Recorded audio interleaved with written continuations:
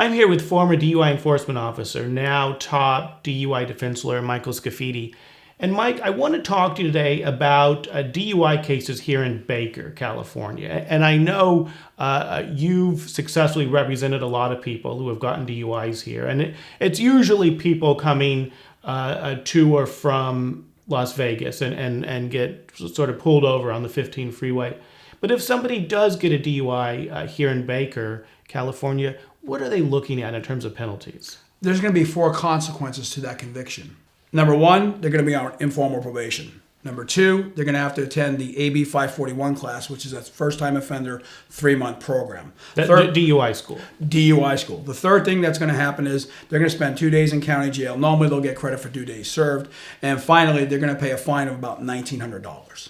So in terms of the jail, what you're saying is normally they won't have to do any more jail time other than when they got arrested. That's correct. When you get picked up, you're normally in jail for 5 to 8 hours, sometimes 12 or so. You're going to get the 1 day plus a 1 day credit for a total of 2.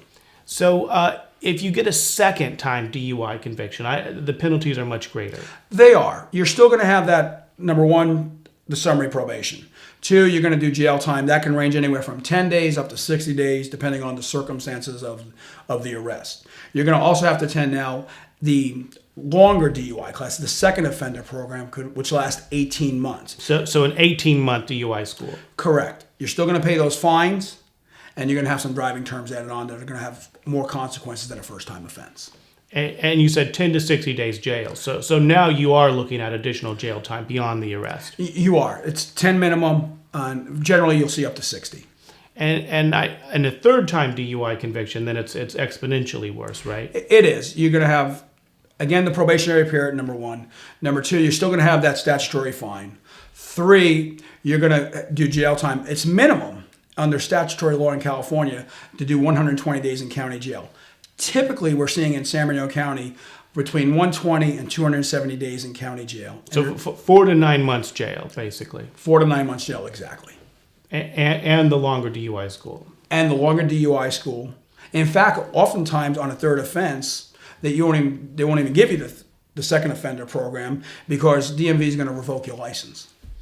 So let me ask you this, Mike. You've had a lot of success defending clients who are charged with DUI in San Bernardino County. We've had great success.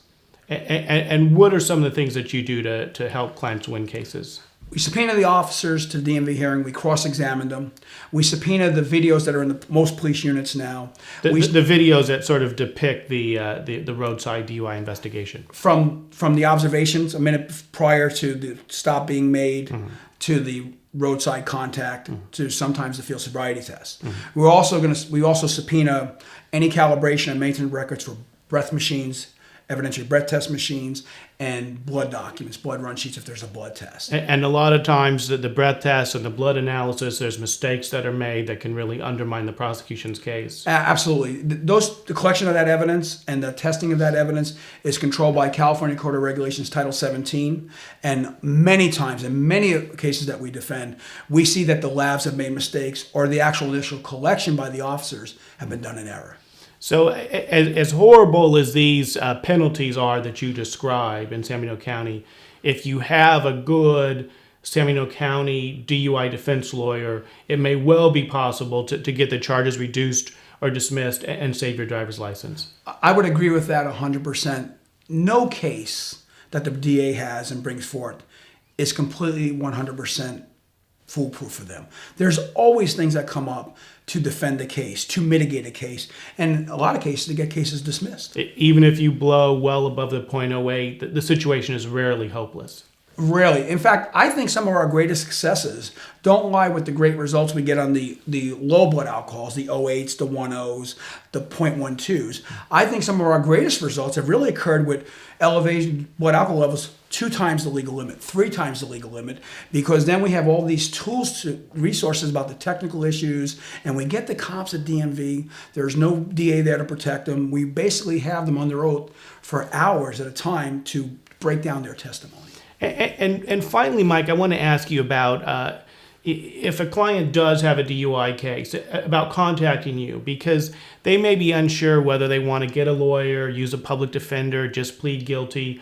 If they want to come sit down with you, have you go over their case, give an assessment of what can be done. Do you do that for free? Is that a service that you offer? We do. We do free consultations for people. And you know what, Neil? I made a pledge that I have kept since the day I became a lawyer 15 years ago. And that pledge was that I will give a free hour of my time to anybody who's facing prosecution in our criminal justice system. It's something that I decided to do as a lawyer and as a human being. Because I have seen too many times in my lifetime, in the 32 years I've been in the justice system, people pleading guilty to charges that they're not guilty of. So it would behoove someone, before they go in and plead guilty and get this on the record and suffer all those consequences, at a minimum to come sit down with you for an hour, go over their case, and talk about what you can do for them. Absolutely. There's not a lot of things in life I guarantee, but I guarantee when they leave that meeting, they'll know more about their case and more about their rights than they did when they walked into that meeting. And of course, people are struggling. A lot of people are struggling here financially. A lot of people are out of work. And some people are sort of intimidated, think they cannot afford a lawyer. Do you have like payment plans and special arrangements that you make to fit people's budgets? We do. How we set our scale of charging people for DUI cases is I look at what's fair to the client and what's fair to us. I have a really good idea when I do an initial intake how much work is going to go into a case. I know exactly from talking to the client what is going to be involved, what subpoenas are going to be done, what testimony is going to be drawn out. So I have a really good idea. So I understand what's a fair price for the lawyering, and I look for a fair price for the client. And what we do is we do allow them to make payments. So even if they think, gosh, I can't afford, $3,000, $4,000, $5,000 for a lawyer right now, they should still come talk to you because you'll work with them. We'll not only work with them, plus they're going to get that free hour consultation, and they're going to leave that meeting with so much more information than if they hadn't taken that meeting.